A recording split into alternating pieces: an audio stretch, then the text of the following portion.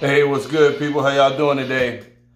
Hey, listen, that intro, that was Kid Capri from last night.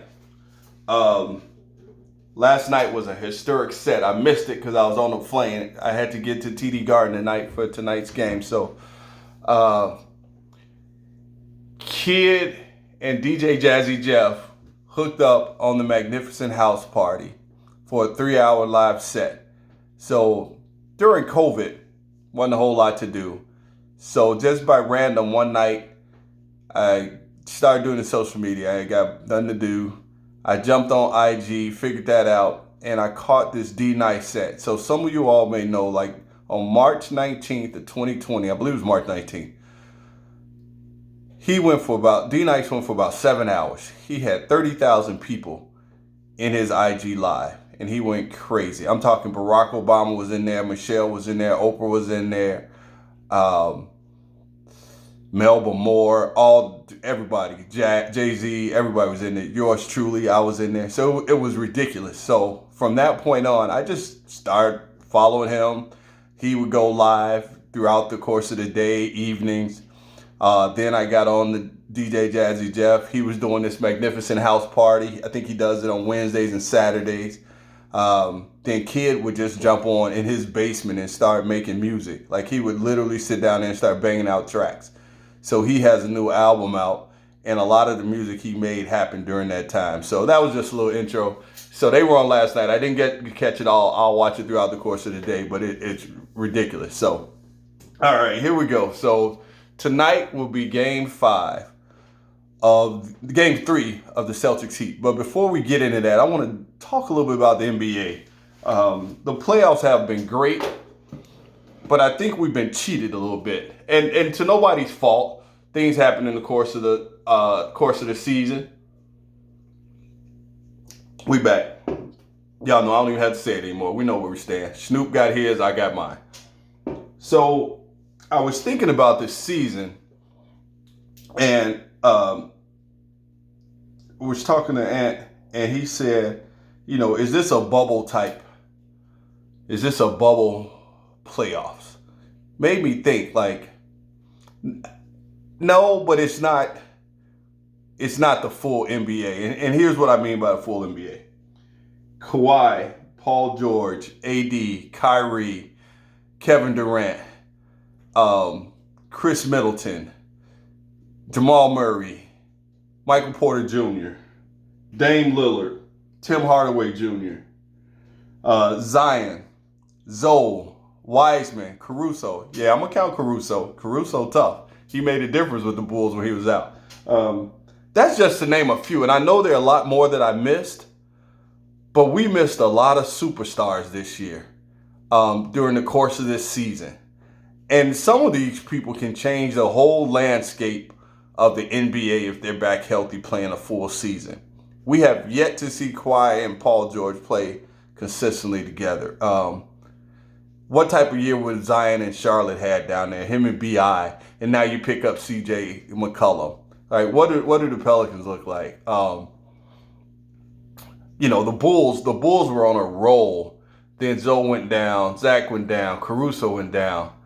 Like DeMar was consistent, but what would the Bulls look like? And we talked about this, and we talked about it way back when. A healthy Nets team had Kyrie chosen to get the shot. What do they look like? Does James want to trade? Is that truly the big three? Are they winning the chip right now? AD doesn't go down. Are we even having these conversations, right? So a lot went on through the course of the season that we really need to think about, like what would have been, right? We'll never know. The 21-22 season will be a great one. I think the playoffs have been outstanding. We've seen some great talent, some great games, but the NBA has definitely changed. Like watching these games, a lot of these, and this got to tie in, and we'll talk about these series here real quick. But a lot of these games tied into shooting. I heard Mark Jackson say last night, like the NBA has never had shot makers like we have now. Like guys can just flat out shoot. And a lot of this goes back to, we kids are growing up playing this game in a training environment from day one. Like, there was a point in time where we picked up a ball, went to the park, and you just played. You just went out there and played. But now kids are being taught the game. They're being taught all the fundamentals at a very young age. Parents are investing in trainers. It's just a lot. So you can see the results of this. Now, I know there's a point in time kids are fundamentally sound, but I would argue that a lot of them don't know how to play basketball because they played on AAU teams all their life, and you just get the ball and go. Shout out to the Illinois Knights for teaching guys how to play the game the right way. Coach Dwayne, we love you. Coach Brady, we love you. Coach Rich, we love you. Rise, love you. So there are different little things to the game now, but the talent-wise is ridiculous. Like, we talked about how Kobe was one of the most fundamentally sound players you ever seen. Then you see Kyrie, and Kyrie is just different. Now you got Jason Tatum. And yes, those are all three Kobe disciples right there. But guys are really working on their craft. And again, this goes back to these guys are shot makers. So let's take these shot makers and talk about these finals here. So we got Celtics, Heat, and we got Warriors, Mavs. Well, we're going to start off with the Celtics, Heat. So I was looking into the Celtics a little bit, and I started off, I think I picked the Heat. And I'm going to stick with the Heat just because it's Jimmy Buckets, but Celtics put a hurting on them the other night. And I watched the Celtics do this to Milwaukee, but then I see another Celtics team. So with the Celtics, for me, I think everything they do comes down to three-point shooting. Their defense is going to be resistant regardless, but they can also be stopped. And that comes when they can't shoot. So they're averaging, and I'm just going to go to the last two series, close to 43 pointers a game. When they are shooting over 40%, they win. I think there was one game they shot 37 and they won. But the majority of their games, if they're shooting over 40%, they're winning. So for me, the Celtics come down to three-point shooting. Now, we look at that game 7 against the Bucks. Oh, Williams had 20-some points. Never. He's not going to shoot like that. They discounted his shooting. He knocked it down. They win the game. Tatum's going to get his. We missed Marcus Smart game 1. You missed his leadership. Tatum turned the ball over a lot. That's not his role. He's not setting up the offense. That's not what he does. He gets the ball, scores buckets, and he may give you the hockey assist. But that's not his role. So they didn't shoot as well in game 1. Game 2, they came out knocking them down. I think they had 15 3-pointers in the first half. That's game. They were up like plus 20 on the three-point line. Miami is struggling from 3. And if you can't shoot, that's where the Celtics defense really, they're long. They have rim protectors. So if you're not knocking down three-pointers, they're not going to let you get a whole bunch of layups. And that's the difference. Tice Williams is back.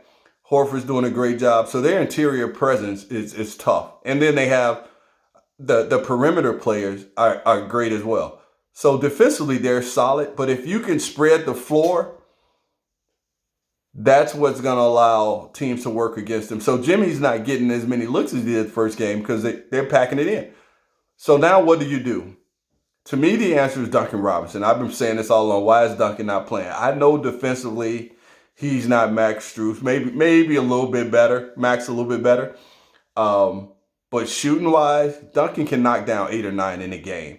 And I think in order for them to beat the Celtics, he's going to have to play. So I'm really curious to see if his minutes increase tonight. I know Oladipo has been playing well, but you need someone on the floor that can keep the defense honest so that guy can come out there on that wing and give you some more space in the interior. And right now, they don't have that. Tyler Hero can shoot, but he's going to the rim too. So it's not really, they're playing off of him a little bit. They'll give you a shot or two. But with Duncan, that'll change the game. Like, you really have to keep an eye on him. And if he gets going coming off a screen, you can forget it. He can knock down 8 or 9 in a row. So let's see how this plays out tonight. It will be, it's in the Garden. The crowd's going to be electric. I probably would have to go. I haven't looked at the line.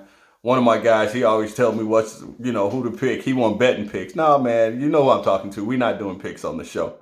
I won't. You can cover. I'll give you a money line play. But take the Celtics tonight. They're at home. I don't know what it is. They'll cover. So let's see how tonight goes for them. I think it'll be a good game.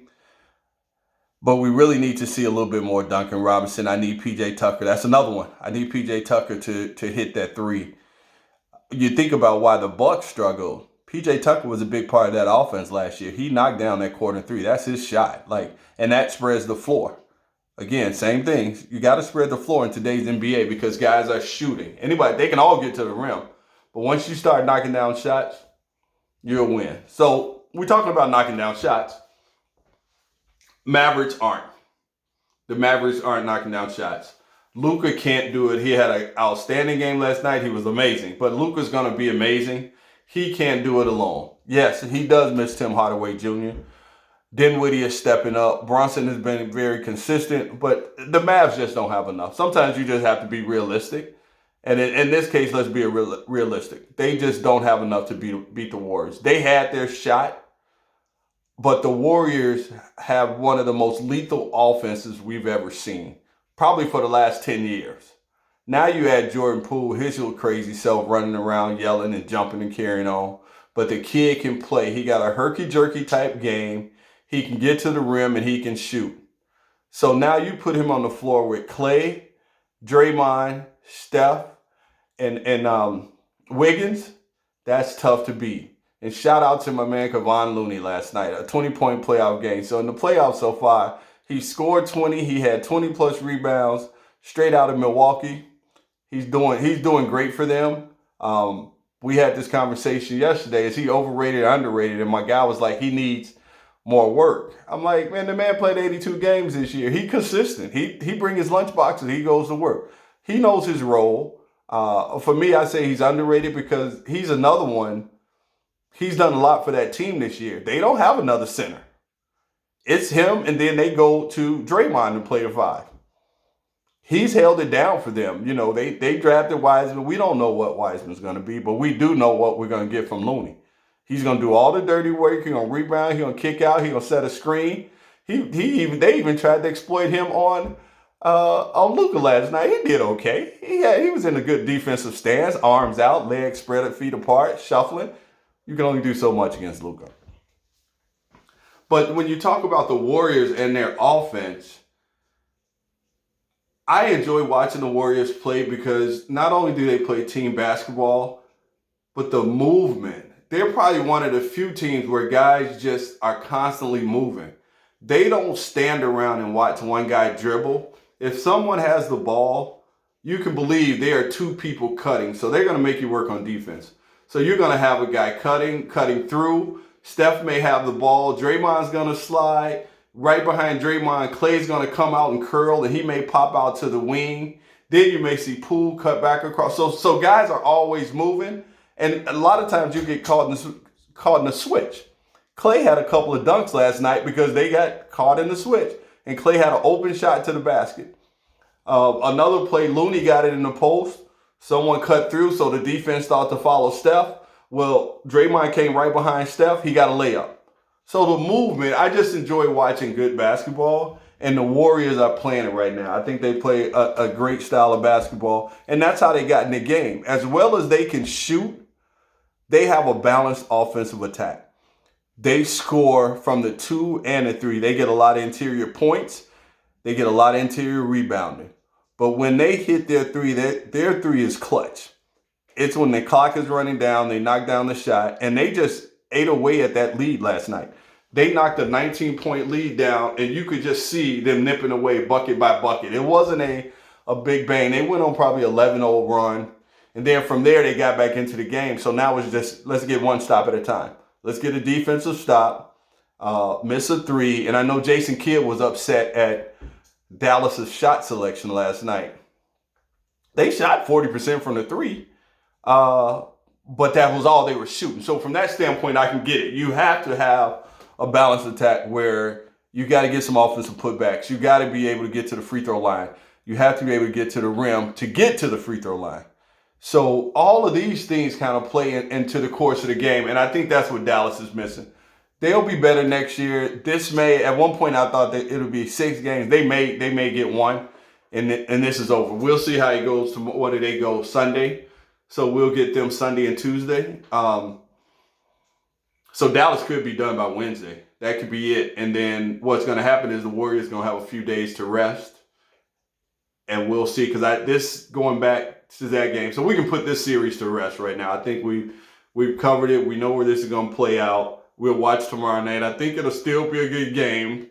Luka may end up averaging 40 in this series, which would be amazing. He's that kind of player. But I think regardless of this, it's going to be the Warriors in 5. Now, going back to this Heat Celtics, that will be 7. Let's go 7. Let's go 7. Just because we want to see some more games. Let's go 7 because this is going to be a great series. Let's go 7.